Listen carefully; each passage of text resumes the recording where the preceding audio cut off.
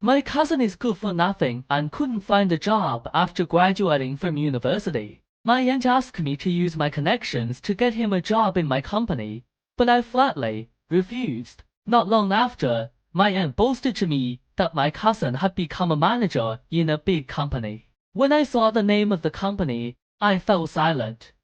Isn't this the notorious fraud company in the industry? On the table, my aunt was smiling at me with some local specialties she brought over placed beside her. She first gave me a couple of perfunctory words of concern before getting to the point. She said that my cousin Yifeng was a college student and hoped he could work in my company, adding that it was always better to hire family members than outsiders. Seeing that I remained silent, my aunt became a little anxious.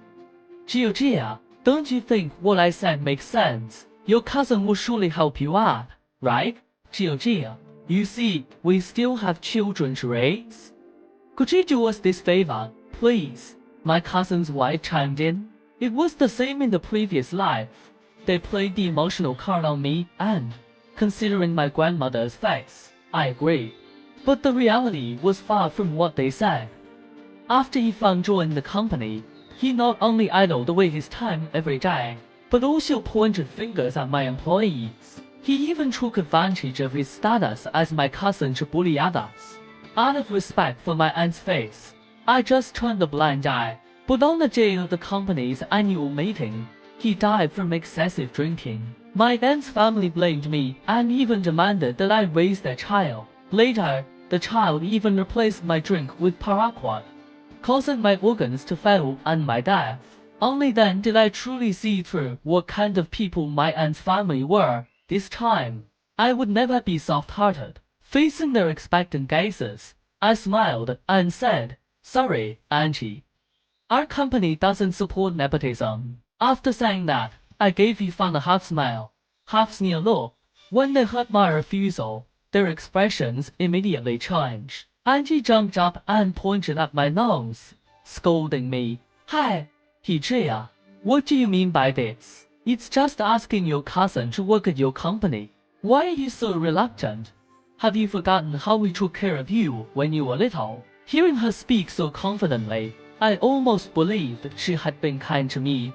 But in fact, she wasn't nice to me when I was little. At first, my parents died in a car accident. My grandma took me back when I was only 5. At first, Auntie said she would give me away and called me a bargain. She made me do all the housework for them. Later, when I was old enough to go to school, my grandma wanted to send me to school, but Auntie tried every way to stop her. Finally, it was my uncle who solved the problem. But after that, Auntie became even more hostile towards me. She always said sarcastically that I should be filial to her when I grew up, but I never had a meal from her. Even my living expenses were earned by my grandma doing odd jobs. I looked into her eyes and said sarcastically, "Auntie, are you sure you want me to recall how you treated me when I was little?" Auntie looked a bit guilty. She sat down again, her tone weakening a bit. "That was in the past. Besides, I didn't really sell you, did I? Besides, if your uncle knew, he would thank you too." Thinking of my uncle, my expression softened a bit. My uncle was very kind to me. He always secretly bought me clothes and snacks, and got scolded by Auntie for it. I agreed to Auntie's request in my previous life partly because of my uncle. Seeing I didn't say anything, Auntie thought there was hope and quickly gave my little cousin Himing a signal. "Auntie, please let my dad work at your company." "Okay, please, Auntie." Himing had an innocent look on his face, his eyes full of anticipation. But all I could think of was his malicious expression. He just stood by and watched. No matter how I pleaded, he didn't call an ambulance for me. Instead, he even said it was my fault that his father died. After I died, he was very calm and called the police, claiming that I had committed suicide. Later, he took over my company. Thinking of this, I couldn't control my emotions and pushed him away hard. He fell to the ground and burst into tears. Auntie hurriedly helped him up and scolded me angrily. "Gia, if you don't want to agree, just say so. What kind of ability is it to hit a child?" Then she turned to comfort Ming. "Ming, Don't cry, it's your aunt's fault. Grandma will teach her lesson for you, with someone backing him up. He made cried even harder. I was a bit annoyed. Stop crying. Are you at a funeral? If you have nothing else to do, please leave. I still have work to do. Hearing this, their expressions changed instantly. Even he Ming stopped crying. Auntie still wanted to say something, but I directly threatened, if you don't leave now, I'll call the police. He Feng glared at me several times, wishing he could teach me a lesson, but they didn't believe me at all. I had no choice but to take out my phone.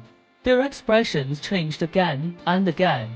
Fearing that I would really call the police, they could only compromise. Before leaving, they didn't forget to take the things on the table, and he even stopped in front of me and sneered twice.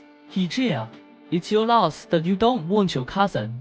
When your cousin becomes successful in the future, don't come to us for help. I smiled and didn't take it seriously. To be honest, I was quite curious to see how successful my so-called college student cousin would be without my help.